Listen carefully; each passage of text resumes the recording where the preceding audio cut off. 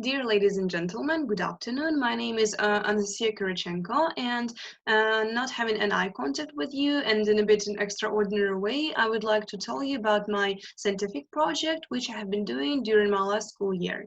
And its name is Investigation of the Inhibitory Properties of Synthetic Alpha, Beta, and Gamma Peptides for the Polymerization of Human Blood Plasma. So why is it important to study? First of all, the hemostasis system is one of the main systems that maintains liquid state of blood, the integrity of the circulatory system, and the body as a whole, prevents blood loss through its coagulation mechanisms. The functioning of hemostasis system is based on balanced interaction between its procoagulant, anticoagulant, and fibrinolytic components. And even tiny imbalance in the hemostasis system can cause an intravascular blood loss, bleeding, and which leads to serious pathological consequences. Today's number of people who are suffering from diseases connected with hemostasis system disorder steadily increases. And the question of appropriate medicine remains for scientists important and still uncovered. Therefore, the study of the processes of thrombus formation, mechanisms of their interaction, regulation, and role in the pathogenesis of diseases associated with disorders of the system is a relevant area of research of modern hemostasis, biotechnology, and clinical biochemistry. On the slide, you can see the scheme of polymerization stages of monomeric fibrin, from protofibril to fibril, and finally to fibrin clot. The aim of my work was to investigate the inhibitory properties and influence of synthetic alpha, beta, gamma peptides on the fibrinogen polymerization in donor blood plasma. Here we can see the main structure of fibrinogen molecule, and it is considered to be a large one. By the way, these peptides were synthesized in Institute of Immunology in Russia and then sent to Ukraine for more detailed investigation.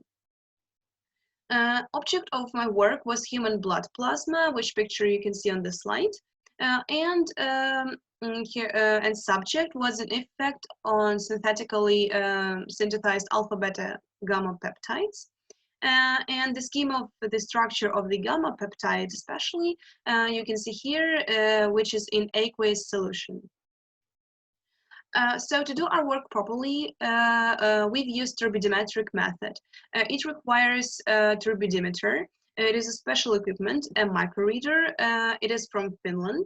And this method is based on registration of light absorption by fibrin clot. And here you can also see the picture of my working in the lab.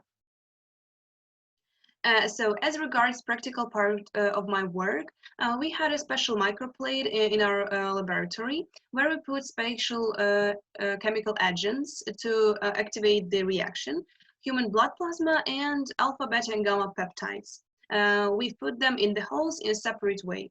And first of all, we decided to find the optimal concentration, which we will be using in following investigations.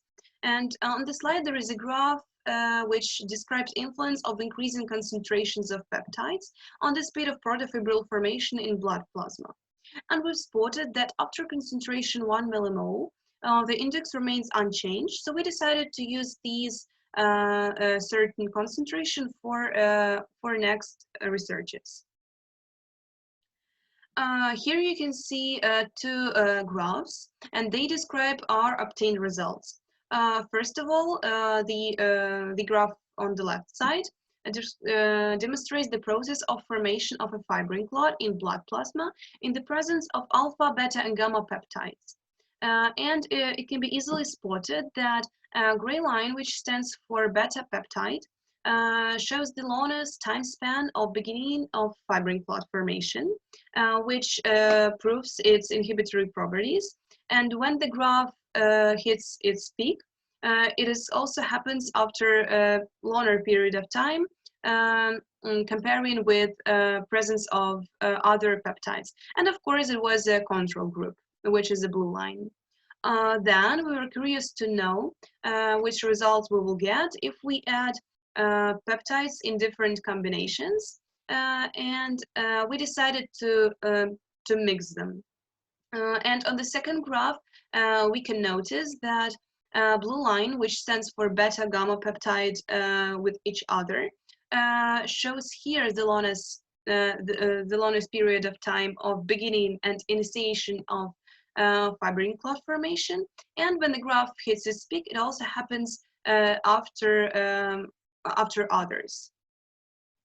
Then, to be more precise, we decided to calculate tangents of the speed of lateral association of alpha, beta, and gamma peptides. And we were surprised when we checked that alpha, beta, and beta gamma peptides with each other show the smallest number of tangent, which means that they really inhibit the initiation of fibrin clot formation. And the table on the right side demonstrates the numerical data, and it shows that in presence of beta peptide, the time of beginning of fibrin clot formation is much bigger than, for example, with alpha or gamma, or of course, when we compare it with donors number. All in all, we've established that peptide beta out of 3 studied best reduces the speed of activation of the coagulation cascade. That means the lag period that determines its inhibitory properties. Next, according to the graph of the determined tangent of the angle, it is numerically noticeable that the speed of lateral association of protofibrils of peptides alpha beta is the lowest, which indicates a slower increase in turbidity. After that, peptides beta and gamma together have the best ability to slow down clot formation. And finally, which is considered to be the most significant, these peptides have really great perspective and can serve as a basis for the creation of antithrombotic drugs due to their unique properties. So I appreciate your attention. I wish you always to be healthy and stay safe. Goodbye.